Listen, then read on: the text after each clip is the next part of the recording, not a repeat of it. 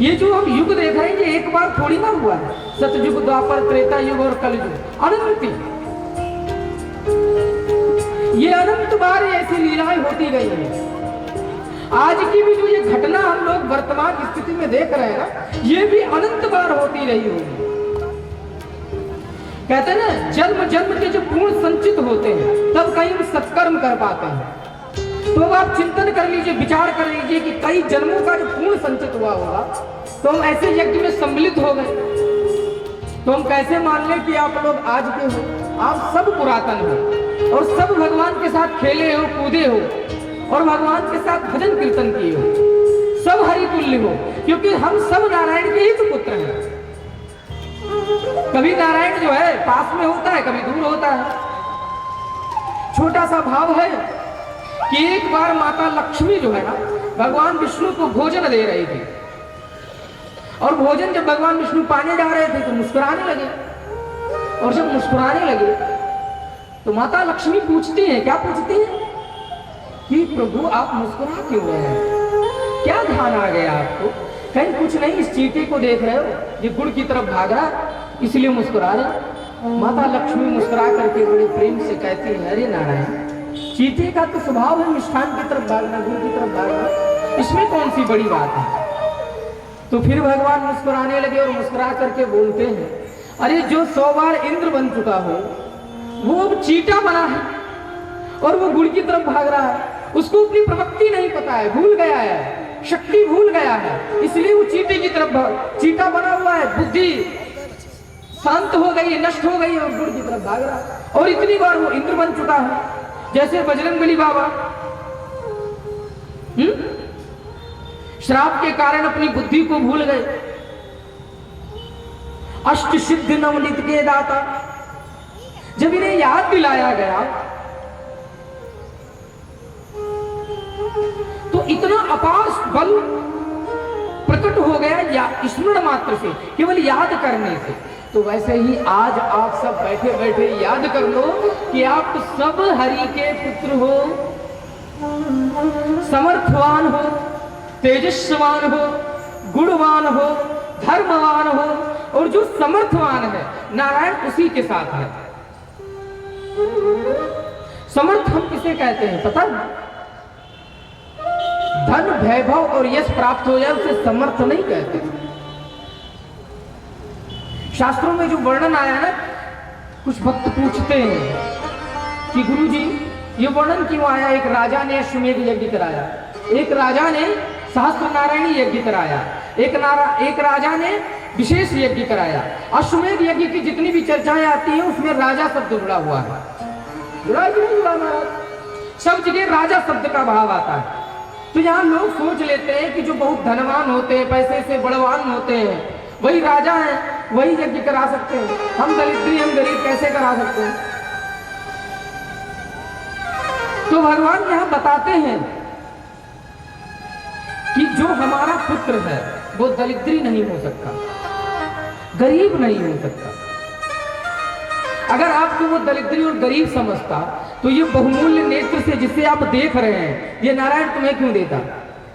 अगर एक नेत्र तुम्हारा खराब हो जाए ना तो इसको बनवाने के लिए चले जाओ तो डॉक्टर कितना पैसा लेगा?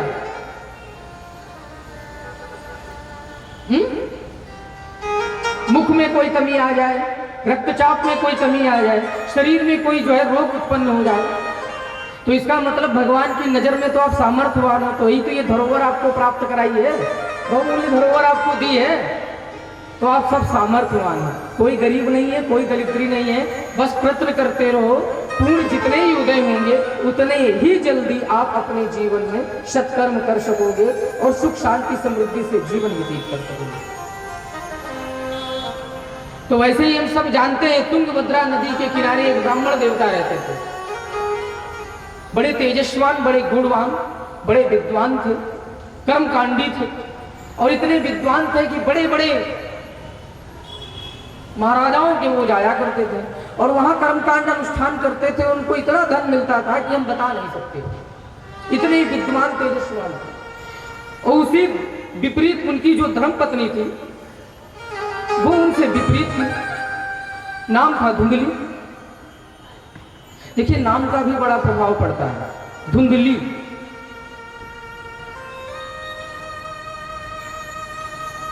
जो दृष्टिपात करता हो, जो भेद रखता हो, जो हमेशा व्यर्थ की चर्चा करता हो, प्रपंच में बिजी रहता हो,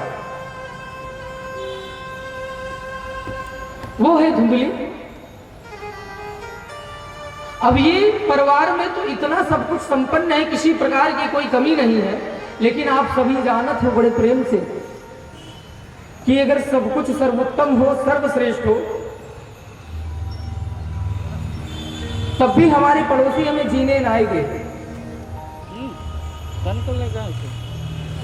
तो एक दिन ऐसे ही ब्राह्मण देवता के समीप बैठे और कहे सब कुछ तो है, लेकिन तुम वंशहीन हो, और जो वंशहीन होता है महाराज, उसके अगर ब्रह्ममुहूर्त में दर्शन भी हो जाए तो अशुभ माना जाए। और महाराज आप सुबह सुबह जो है वेद शास्त्र को टांग लेते हैं और निकल लेते हैं। तो बड़ा उनको आत्मग्लानि हुई, बड़ा कष्ट हुआ, बड़ा दुख हुआ कि नारायण ने सब कुछ दे रखा है, लेकिन एक पुत्र नहीं है। अगर एक पुत्र नहीं है और ये सारी संपत्ति हम किस काम की, इन संपत्तियों का हम क्या करेंगे? इसको कोई भोग करने वाला नहीं है, कोई चिंतन करने वाला नहीं, कोई विचार करने वाला नहीं, इसको दृष्टि डालने वाला नहीं। महाराज जिस हड्डी को गला करके आप धन कमा रहे हैं, उस धन का आनंद तो आप भी ले सकते हैं, लेकिन नहीं, हम दूसरे का चिंतन करते हैं कि नहीं वंशा अवतार पुत्र प्राप्त हो जाए तो वो इस संपत्ति का आनंद ले, तभी हमें सुख मिलेगा। तो आज ब्राह्मण देवता ऐसा ही चिंतन कर रहे हैं। चारों लंग की ये निंदा सुनते सुनते वो बड़ा जो है विचलित हो गए और जाकर के वन के वृक्ष के नीचे बैठ गए, घने जंगल में, बढ़िया नदी का किनारा, चारों लंग जो है जंगल, और उसी वृक्ष के नीचे बैठ गए, एकांतवासी हो गए और अपने दुख को प्रकट कर रहे हैं, रो रहे हैं। ये भी सत्य है कि जो बहुत प्रभावशाली लोग होते हैं ना, वो सबके सामने रो भी नहीं सकते, वो रोने के लिए भी कोना ढूंढते हैं कि नहीं ढूंढते? जो बहुत प्रभावशाली होते हैं वो सबके सामने नहीं रोते, रोने के लिए कोना ढूंढते हैं, और आंख जो है पोंछ करके चेहरे पे मुस्कान, झूठी मुस्कान बना करके फिर गेट के बाहर निकलते हैं और प्रेम से बोलते हैं, प्रेम से बोलो राधे राधे राधे राधे, जय जय श्री राधे, जय श्री राधे। तो वैसे वो भी एकांतवासी हो गए और अपने दुख को प्रकट कर रहे हैं। लेकिन संत हृदय नवनीत समान, संत हृदय नवनीत समान,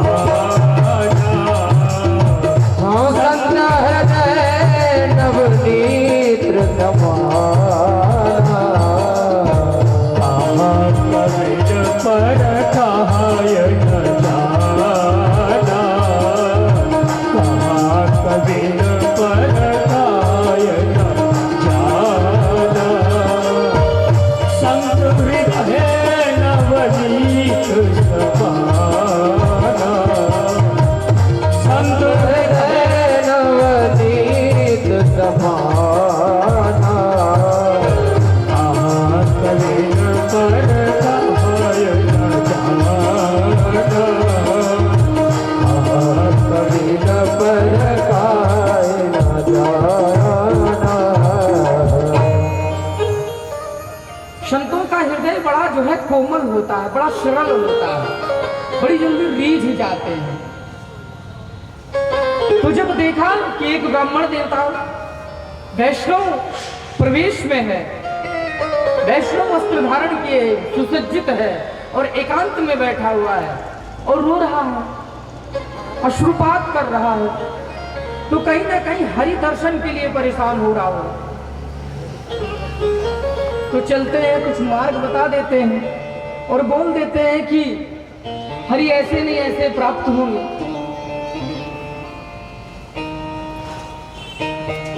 संत जी आए और बड़े प्रेम से बोले, कथम रोदत्ति विप्रा, हे विप्रु, हे नारायण, हे प्रभु, आप किस दुख को लेकर के रो रहे हैं, आशुपात कर रहे हैं, क्यों इतना दुखी हो रहे हैं?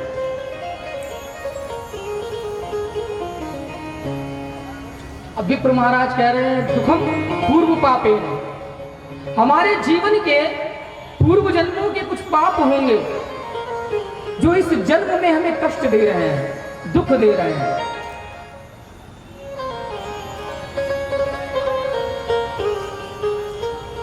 संत महाराज और भी जिज्ञासा के साथ में पूछे, बताओ तो प्रभु क्या पाप है, क्या इच्छा है तुम्हारी? पूर्व जन्म के पाप। अब जब पूर्व जन्म के पापों का जिसे ज्ञात हो, ये तो सत्य है कि नारायण की ही बात करेगा, क्योंकि पूर्व जन्म के पापों की बात भी कर रहा है। ये यथार्थ सत्य है कि अब ये कुछ हमारे मतलब की बात पूछेगा। संत और भी जिज्ञासु हो गए, बड़े प्रेम से पूछने लगे। लेकिन जब उससे पूछने लगे तो वो अपने दुखों को प्रकट करने लगा। बोला, हे प्रभु, हे संत महाराज, मेरे जीवन में सब कुछ है, श्री जी की बड़ी कृपा है, धन वैभव यश बहुत दिया है, वो तो कलर निकल गया। चारों रंग से संपदा है हमारे पास, चारों दिशाओं से श्री जी प्रकट हो रही है, किसी चीज की कमी ना है। लेकिन एक पुत्र की इच्छा है और पुत्र नहीं है हमें। अब संत जी महाराज कान पकड़ के कहने लगे, अरे सीताराम सीताराम सीताराम सीताराम। हम तो सोचिए जो अपने दुख के लिए इतना एकांतिक हुआ है और इतना एकांत में आकर के रो रहा है, वो सच में बड़ा विरक्त हो गया होगा, सन्यासी हो गया होगा और भगवान के मार्गों को ढूंढ रहा होगा। कहीं न कहीं हरि मिल जाए, हरि की चिंता में डूबा हुआ है, हरि के लिए चिंता तो इतना हो गया है कि रुदन कर रहा है, तो इसको मार्ग बताया जाए।